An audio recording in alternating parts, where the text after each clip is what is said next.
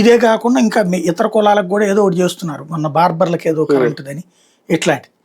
ఇదేంటంటే నెలకు వారు ఇప్పుడు వీళ్ళకి ఆ మర్రమగ్గం వాళ్ళకి 500 యూనిట్లు, ఇండివిజువల్ గా 200 యూనిట్లు నెలకు కరెంటు బిల్లు తగ్గినట్టే కదా, అది వాళ్ళకి సంతృప్తి.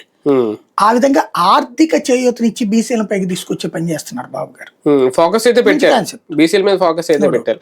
సార్ జాతీయ స్థాయిలో కానీ రాష్ట్ర వ్యాప్తంగానే రాజ్యసభ స్థానాలకు సంబంధించి ఓకే ఇక్కడ 4 సీట్ల వరకు ఖాళీ అవుతున్నాయి రేపు అనేది, అలాగే మొత్తం ఓవరాల్ గా చూసుకుంటే 73 సీట్లు ఎన్నో ఖాళీ అవుతున్నాయని ఒక లెక్క. ఇందులో 73లో కాంగ్రెస్ కూడా కొన్ని ఉంటాయి, కానీ తక్కువ 24 ఎన్నో చెప్తున్నట్టున్నారు కదా, 23.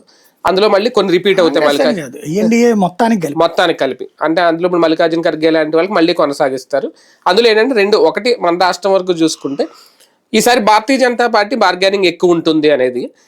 దేశవ్యాప్తంగా చూసుకుంటే ఆంధ్రప్రదేశ్ నుంచి షర్మిల్ గారికి ఈసారి అవకాశం ఇస్తారా లేదనేది ఒకటి. అసలు ఫస్ట్ ఇక్కడ నిజంగా ఆ డిపెండెన్సీ ఉంది అని ఫీల్ అవుద్దా తెలుగుదేశం పార్టీ ఆ పరిస్థితి వస్తే? వాస్తవంగా అయితే తెలుగుదేశం బీజేపీకి ఒక్క సీటు కూడా ఇవ్వాల్సిన అవసరం లేదండి. 134 ఇళ్లే కొట్టేశారు. బీజేపీ కొన్నది కేవలం 8, జనసేన కొన్నది కేవలం 21. 21 + 8 29 రాదు. 42 పైన ఉండాలి. ఆ లెక్కను చూస్తే లేదు. ఇదివరకు అప్పట్లో జగన్కి ఒకటి చొప్పున వచ్చేది, 3 ట్రిప్పులు 3 వచ్చినాయి అప్పుడు. ఎందుకని వాళ్ళకి 64